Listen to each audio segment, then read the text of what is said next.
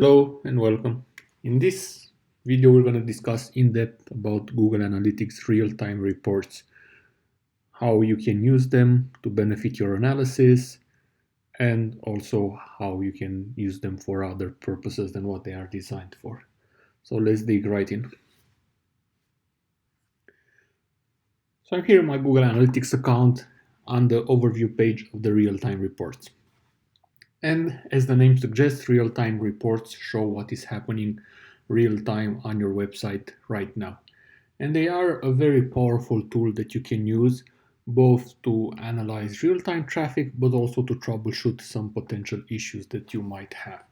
So the first use case for real-time reports that I use a lot is to test if analytics is actually working on my website or not. That is the easiest way to see if it's working or not. You put the code on the website and then you go to the real-time reports and you see if data is coming in or not. I also use this to troubleshoot if events are working and also to troubleshoot if calls are working. And there are other methods, of course, to do this, but in my experience, this is the easiest way to do it and the absolute best one to make absolutely 100% sure that the changes you've made to your analytics tracking are actually performing the way you want them to. So what data do we have available for us in the real-time reports? Well, in the overview tab, you can see how many users are right now on the website, the type of device that they're using to browse the website, be it a mobile phone or a desktop or a tablet, how many page views are happening, what are the sources those people are coming from, and also the top active pages and the location of the people. Then in most of these reports, you can actually get a better idea of them by diving in from the left-hand side. So we have a dedicated location report. And these reports, as the name says, give us the top locations of those people. The report by default is at the country level. And the way that this reporting is set up, it allows for a limited amount of segmentation of data. So for example, I could click on one of the countries, for example, on India. And when I do that, it gives me a breakdown of people visiting the site per city. But now you can see here at the top, I have a segment called country India. And now any report of the real-time reports that I look at, it's going to look through the lens of this segment. And I can even look at the graph to do a small comparisons. For example, right now I'm only seeing the hits coming from India. But if I check this checkbox of show all page view, it basically shows me the page view, the filtered page view. So in this case, the ones coming from India compared to the overall page view. It is not as powerful as the segmentation that we have available for us in the other Google Analytics reports, but it's better than nothing. And this segment that I added to here, so the country of India, it's actually going to apply to any other real-time report that I navigate to. So for example, if I go to the next one of traffic sources, I'm looking at the traffic sources only for people coming from India.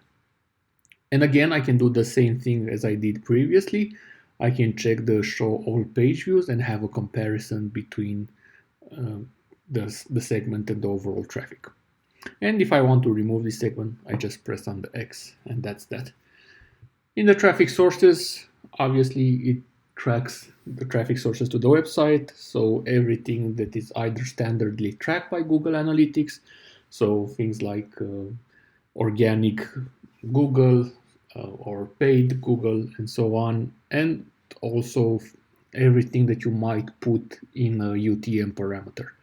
So if you're configuring your own UTM parameters to track campaigns, if you want to see exactly how they show up in analytics, you can load that URL, go to real-time reports, go to traffic sources, and you're going to be able to see that.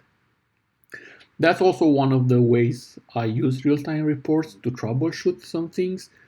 For example, if there is a site that has a lot of ongoing traffic all the time, it's actually pretty hard to see exactly which one your traffic is. So you can just create a link, put a UTM parameter on it of source test and medium test, and then you can just click into that and have basically a segment created in real time for that. and just look through that lens at the reports. And I also find the traffic sources uh, view pretty good when launching big social media campaigns, because sometimes you're going to be able to see a lot of traffic coming into your site as soon as you post something new to social media. So it's a great way to have an understanding of how a campaign is performing exactly after you've posted something. The other really nice part of this menu is the content tab. And here you're going to be able to see what are currently the most visited pages on your website. And I find this very good to work with with clients that have big publishing businesses. So for example, newspapers or popular blogs, where you can publish a new piece of content and immediately you see how people are reacting to it and how much traffic is getting right after you have published it to your website. You can also use this, for example, if you're running an email campaign and right after you send the email, you want to see how many people clicked on the links that you included in your email campaign. You can jump into this report and see that.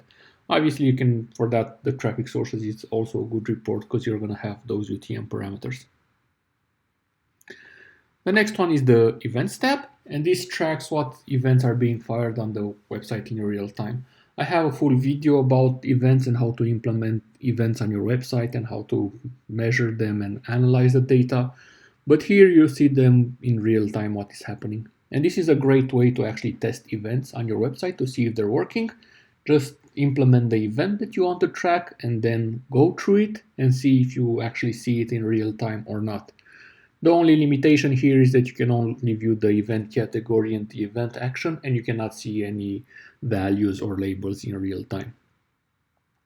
I also use the event sometimes when I do Google Tag Manager implementations, and I have a specific tag that has to fire for specific conditions.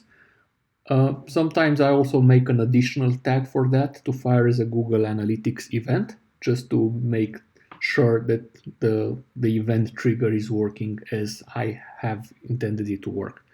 Obviously, Google Tag Manager has its own troubleshooting tools, and I have a full video on that as well, but I always like to double check it with Google Analytics just to be 100% sure. And last but not least, you have the conversion tab, and here you get in real time what conversions are happening on your website. And this can be a very good way to check if the goals that you have created on your website are actually working as you thought they would be. So just go on the website, complete one of the goals, and you should be able to see yourself here in the real-time reports for the goals that they are working. And also similarly, it's very good to use. Maybe you're running some kind of a promotion on your website that is somehow time limited, and you want to see in that specific moment of time how the numbers of how the number of conversions is going up. Or maybe you're running some kind of an auction on the website and you want to see in real time how many people are interacting with that. So that was everything I wanted to show you about Google Analytics real-time reports. If you have any other questions about real-time reports, Google Analytics, or indeed anything else related to digital marketing, please leave them down in the comments below. Thank you for watching and have a good day.